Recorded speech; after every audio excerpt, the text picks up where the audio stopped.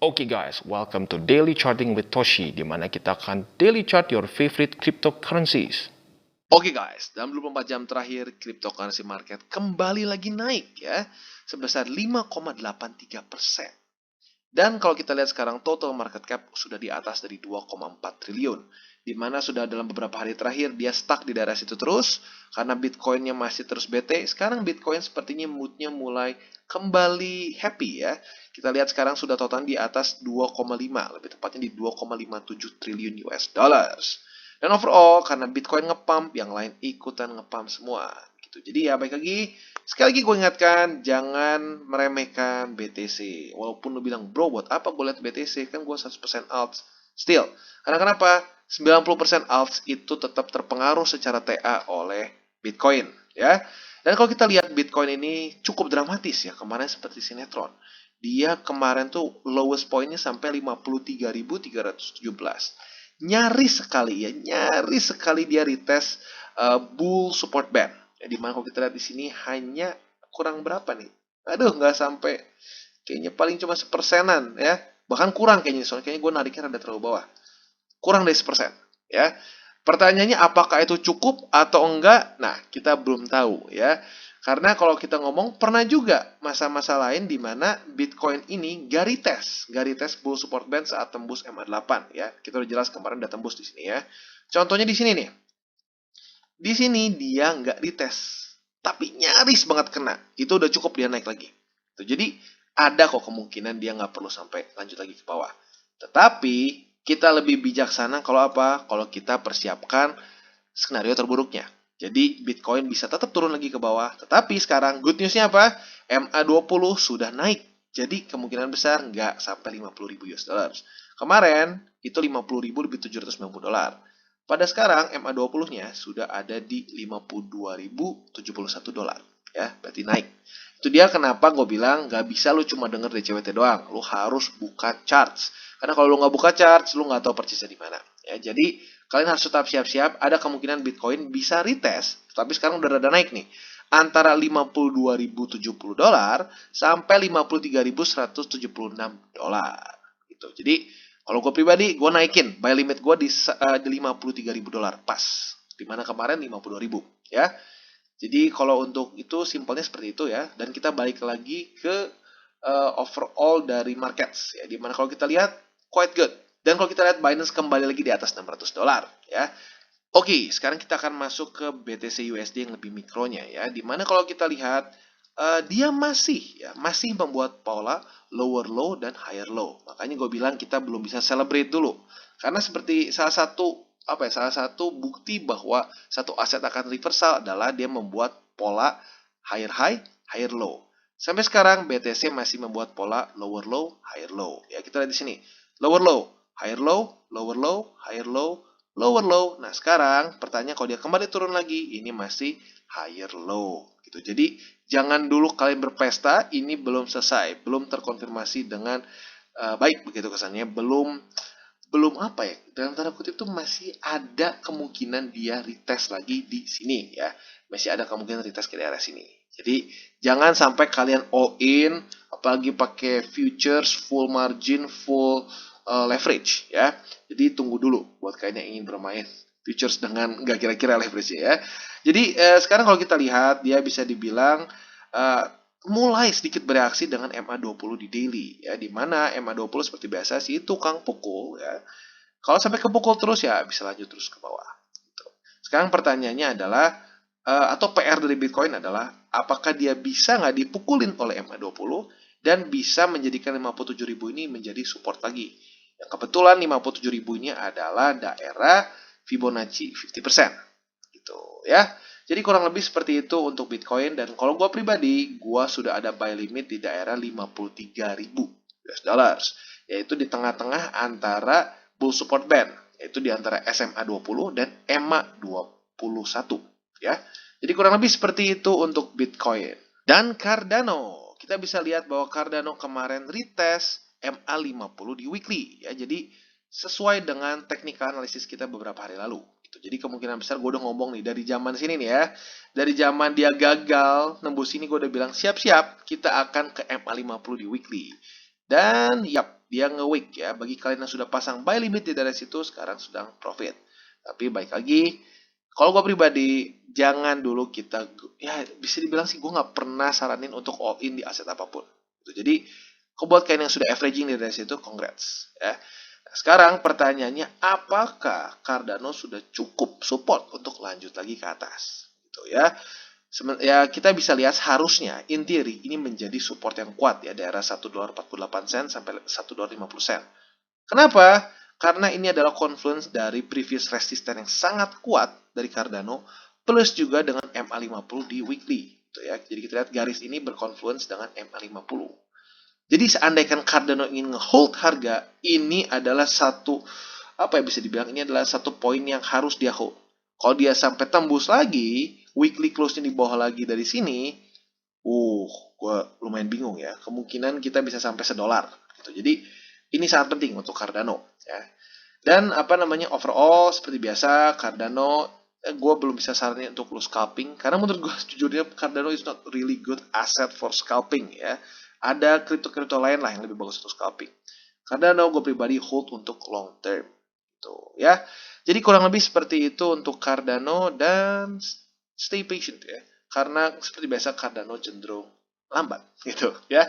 Tapi sekalinya dia ngepump, you'll be happier than anything ya. Oke guys, dan Luna kita bisa lihat akhirnya breakout menembus MA50 ya. Seperti yang gue sudah bahas juga di DCT gue sebelumnya, gue melihat Luna ini memiliki momentum yang lumayan kuat untuk dia naik ya. Karena berkali-kali dia nggak mau turun, dia terus ngetok-ngetok terus MA50. Dan kemarin akhirnya karena Bitcoin memutuskan untuk waktunya naik, dan Luna pun ikutan naik ya. Jadi it's a good news bagi kalian yang sudah hold Luna ya. Nah overall Luna bisa dibilang sekarang one of the bullish cryptos ya gitu kan dibandingkan dengan yang lain-lain. Karena dia sudah ada di atas MA20, 50 dan 200 di daily. Masih banyak aset-aset lain yang masih jauh dari situ ya, which is good untuk para holders Luna ya. Dan overall kalau kita lihat dia malah sekarang bisa dibilang technically speaking mulai mengejar all time high baru dia ya, lagi mau mengejar ya. Nah, jadi bagi kalian yang ingin beli Luna, bisa saja kalian pasang buy limit di MA20 yaitu di $45 lebih 46 sen. Atau bisa juga kalian pasang buy limit di MA50 which is deket-deket lah ya. Bisa di daerah antara dua situ ya. Nah, overall tapi tetap gue ingatkan untuk lebih baik average dulu. Karena baik lagi, BTC menurut gua masih ada peluang retest ke daerah sini, yaitu ke antara $52.000 sampai ke $53.000 ya. Nah, jadi kurang lebih kalian bisa average di daerah situ. Dan buat kalian yang lebih agresif lagi, sebenarnya bisa di MA200. Walaupun dibilang agresif banget juga enggak sih, bedanya rada tipis ya. Tapi ya lebih masuknya ke agresif di situ. Jadi kurang lebih seperti itu untuk Luna, dan overall Luna is doing good ya. Dia hold their support sekarang ya sepertinya ya. Jadi pokoknya PR Luna pada hari ini adalah yang pertama jangan close dulu di bawah MA20 ya. Dan lebih bagus lagi kalau sampai dia nggak close di bawah MA200. Dia bisa bertahan dan menjadikan 200 di 4 hourly chart menjadi support ya. Jadi kurang lebih seperti itu untuk Luna. Oke, dan selanjutnya Solana. Dimana kita bisa lihat sama juga Solana menemukan support sepertinya. Walaupun technically speaking menurut gue pribadi ya, ini Solana lebih ketarik oleh BTC. Ya, karena BTC naik, Solana ikutan naik. Tapi kalau kita ngomong di sini bisa aja kita ngomong dia ketahan support di daerah 61,8%. Karena weeknya sampai ke situ ya. Dan sudah 2 kali basically ke daerah sini. Tapi sekarang kalau buat yang nanya, bro beli di mana Solana? Kalau gue pribadi ya, gue lebih baik nunggu dulu sampai dia close di atas 50 dan dia menunjukkan bahwa 50 menjadi support. Gitu. Karena kalau sekarang menurut gue secara risk reward nggak extremely good ya, karena dia masih sekarang 50 ini menjadi resisten untuk Solana gitu. Walaupun kalau kalian yang ingin averaging bisa saja kalian tambah posisi di bukan di MA ya, lebih tepatnya di sini di $200 lah kalau kita buletin ya. Ini tepatnya 199.44 di mana ini adalah Fibonacci support 50% gitu. Tapi seperti yang gue bilang, biasanya kalau hanya satu seperti ini nggak terlalu kuat secara supportnya gitu. Jadi kalau sampai kalian mau average di situ, ya gue ingetin lagi untuk averaging, jangan sampai all in di situ. Dan juga kalau gue pribadi, gue lebih prefer gini sih. Tunggu dulu sampai dia nembus 50, dia close di atas 50, dia retest lagi MA50 dan baru buy di situ. Gitu. ya. Dan juga plus satu lagi, PR dari Solana adalah jangan sampai kepukul oleh EMA20. Karena seperti yang kita lihat di sini, saat dipukul oleh EMA20 itu bisa KO seperti ini ya. Jadi PR-nya dua, yang pertama adalah tembus EMA50 dan close di atas 50. Dan yang kedua adalah jangan sampai dipukul KO lagi sama EMA20 ya. Karena kalau sampai dia dipukul lagi oleh EMA20, ada kemungkinan Solana bisa bikin lower low di sini ya. Seperti yang gue bilang sebelumnya, lower low, higher low, lower low, higher low, lower low. That's bad. Gitu. Jadi dia harus coba membuat lagi higher high. Berarti target dia adalah apa? Tembus EMA50, close di atas 50 dan juga close di atas ini. Membuat higher high di atas 231-an ya.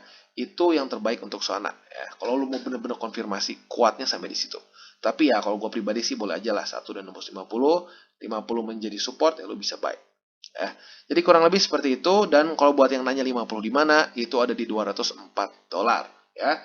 Tapi untuk sekarang lebih baik tunggu dulu sampai close. Jadi jangan lupa pasang buy limit sekarang di 50 karena sekarang masih menjadi resisten ya. Oke, dan selanjutnya AVAX, di mana kita bisa lihat AVAX dengan jelas terpantul oleh MA20 di daily ya. Jadi selamat bagi kalian yang sudah beli di daerah 20-an karena sekarang sudah naik lagi. Ya, tetapi baik lagi, still keep in mind bahwa BTC still not out of the woods ya. Dia masih ada kemungkinan bisa lanjut turun ke bawah ke daerah 50.000 sampai ke 53.000 ya. Jadi untuk efek sementara gimana? Bagi kalian yang belum pasang buy limit, sekarang bisa pasang buy limit di EMA20 ya. Dan kalau gua sih tetap masih ada siap-siap di EMA50 juga. Walaupun ya baik lagi kita nggak tahu. Kalau BTC sudah merasa cukup turun sampai sini, nggak retest, ya efek bisa langsung lanjut lagi ke atas tambah ke 50. Jadi sekarang kita masih wait and see di BTC sebenarnya. Jadi buat kalian yang sudah pasang ya congrats, sedang untung. Buat yang belum pasang, gue ulangi di MA20 di daily, yaitu di $107. Dan kalau kita lihat di weekly-nya juga, it's not bad for AVAX ya, karena dia masih ada ruangan sekarang. Bollinger Band-nya sudah semakin besar, jadi dia mulai ada ruangan untuk bisa kembali lagi ke atas. Gitu, ya. Nah, overall sebenarnya kalau kita bisa lihat, AVAX ini salah satu penyebabnya kenapa gitu ya, dia bisa quite parabolic dibandingkan dengan yang lain-lain ya. Itu karena AVAX itu secara project cepet banget gitu loh. Dia banyak banget dApps yang dibuat di sana.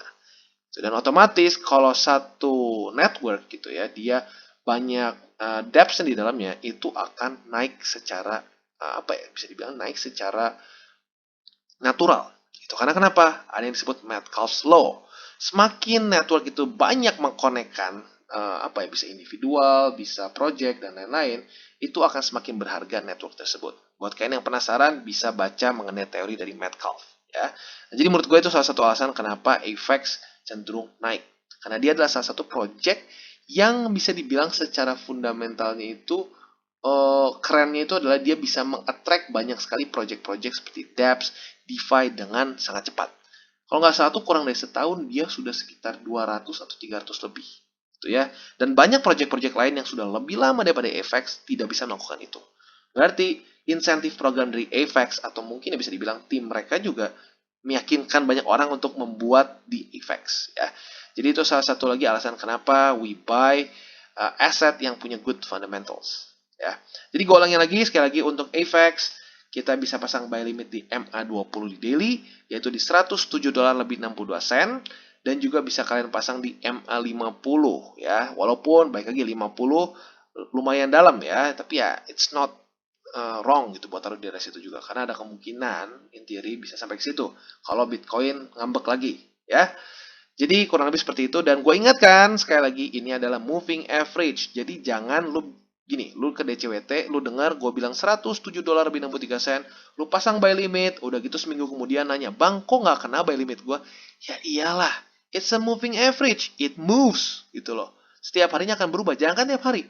Ini naik aja tuh dia ada berubah sedikit gitu. Jadi jangan malas, buka chart dan update your buy limits. Oke, dan selanjutnya BNB. Di mana kita bisa lihat BNB juga movementnya bagus ya. Dia kemarin lusa ketolak oleh EMA20, tapi hari ini kan dia gigih ya, sekarang diterima ya, dia tembus oleh EMA20. Sekarang pertanyaannya apakah EMA20 bisa dipertahankan oleh Binance ya. Udah PDKT, ditolak, hajar lagi, Diterima, sekarang bisa nggak dia pertahanin gitu ya. Aduh, ini benar-benar ngakak juga secara ininya ya. Ya tapi intinya benar juga, bisa dibilang kayak gitu ya. Dia bisa pertahanin nggak 20-nya gitu. Jadi PR terbesar di BNB adalah jangan close daily di bawah dari MA20, yaitu di $602 lebih 9 sen. Dan lucunya di waktu bersamaan lo juga bisa beli di daerah situ. Karena ya kalau itu jadi support, ya that's good for BNB. Tapi sekarang still a big if. Kalau lu lebih agresif, lu bisa aja sekarang beli gitu ya di daerah sini, yaitu di MA20. Tapi buat yang lebih konservatif, mungkin lu boleh gini, nunggu dulu sampai ada momentum naik lagi dulu, retest 20 baru lu beli. Gitu. Ya, jadi tergantung dari lu masing-masing. Lalu selanjutnya kalau kita bisa lihat juga overall secara weekly, dia sudah mulai ngebuka ya, si Bollinger Band sudah mulai ngebuka. Berarti ya baik lagi, yang TP di sini udah bisa buy the dip gitu kan. Ya, jadi itu dia intinya kenapa gua bikin sistem TP gua seperti itu. Gitu ya. Kalau lu belum lihat video TP gua, bisa ada nanti gua taruh di link di bawah ya. Jadi buat kalian yang belum nonton, ya mungkin sedikit nggak nyambung gitu. Kenapa TP di sini? Gitu ya. Buat yang belum nonton, gua saranin buat nonton ya. Dan selanjutnya kalau kita lihat di daily, jadi intinya lu bisa aja beli di MA20 ya. Itu buy limitnya. Kalau di 4 hour chart, basically masih almost the same lah di daerah situ-situ juga. Jadi PR dari Binance adalah yang pertama, yaitu jangan close daily di bawah 20, dan apalagi kalau ini menjadi hold support nih ya, 20, 50, dan 200, that's really good for BNB in general. Ya. Jadi kurang lebih seperti itu untuk Binance, dan selalu keep in mind juga ya, karena sekarang masih belum jelas nih market ya, karena Bitcoin benar dia nge-pump. Tapi seperti yang gue bilang, 95% saat Bitcoin tembus MA8 ya, gue bikin deh MA8 di sini ya, biar visualisasinya enak ya. MA8, kita bikin di sini. MA8.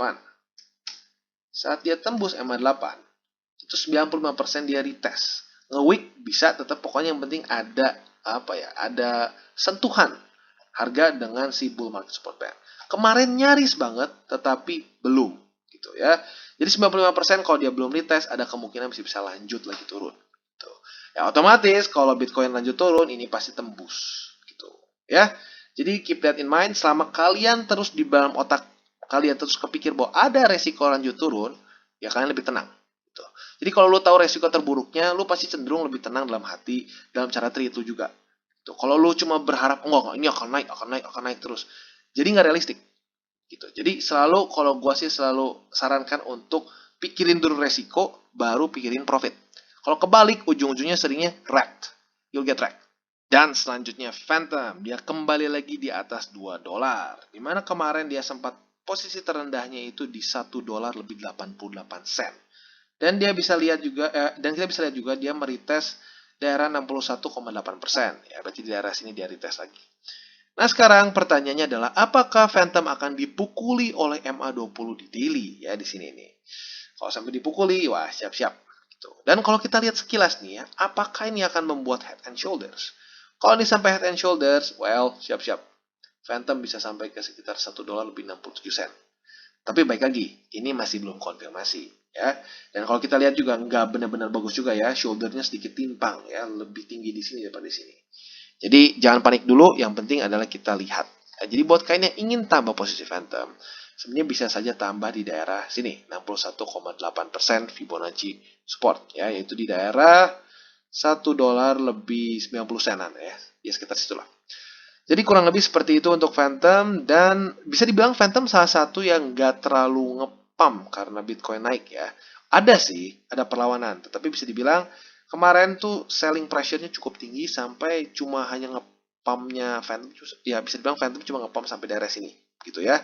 Jadi overall dibandingkan dengan beberapa aset lain yang lebih ngepump, Phantom a bit weak ya.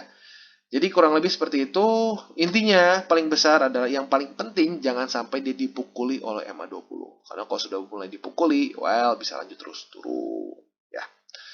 Jadi kurang lebih seperti itu untuk Phantom. Oke guys, sekian dari segmen Daily Charting with Toshi. Apabila segmen ini bermanfaat, boleh share dengan teman-teman, dan jangan lupa untuk like, subscribe, klik the bell icon, dan see you on the next videos.